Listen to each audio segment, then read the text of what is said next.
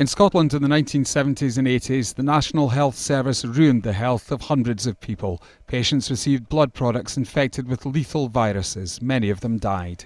Robert Mackie is one of the last survivors from a group of haemophiliacs infected with HIV in Edinburgh. 3 of them were members of his family, others close friends. Our 2 uncles and a cousin who were infected with the same batch from Ellen's Glen with AIDS.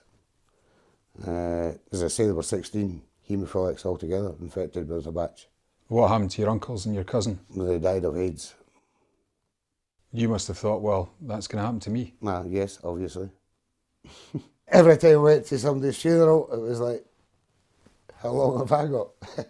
How much longer have I got? Haemophilia is an inherited condition which affects the blood's ability to clot.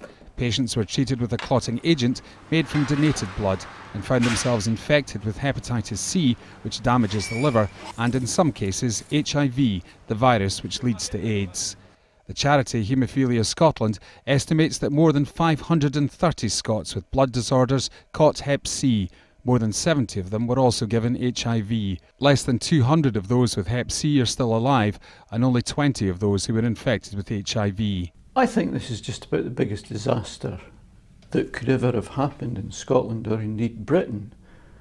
It's at least as big as any transport disaster. It's as big as any football stadium disaster, any terrorist atrocity, any shooting incident.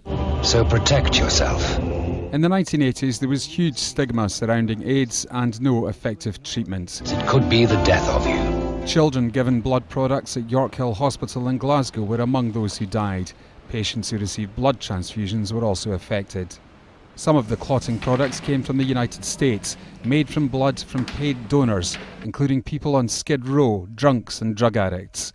Here, the NHS used blood from various sources, including prisoners in Scotland's jails.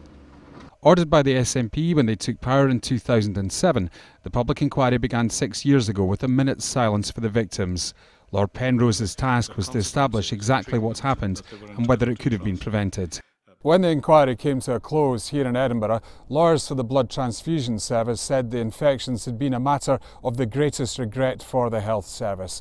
But they argued that the vast majority of patients had been infected before the viruses had been discovered by medical science and before tests had been devised to detect them. Who knew what, when and where? The sense of betrayal felt by some of the victims runs deep. Robert Mackie was infected with HIV in 1984, but he wasn't told until 1987. Do you feel that the inquiry's been worthwhile? I think it's been a waste of time and money.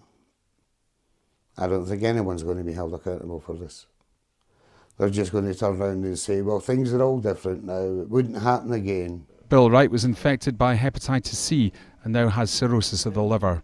It's been a particularly grim, a particularly bleak, particularly dark time, and we really need to see some light at the end of a very long tunnel.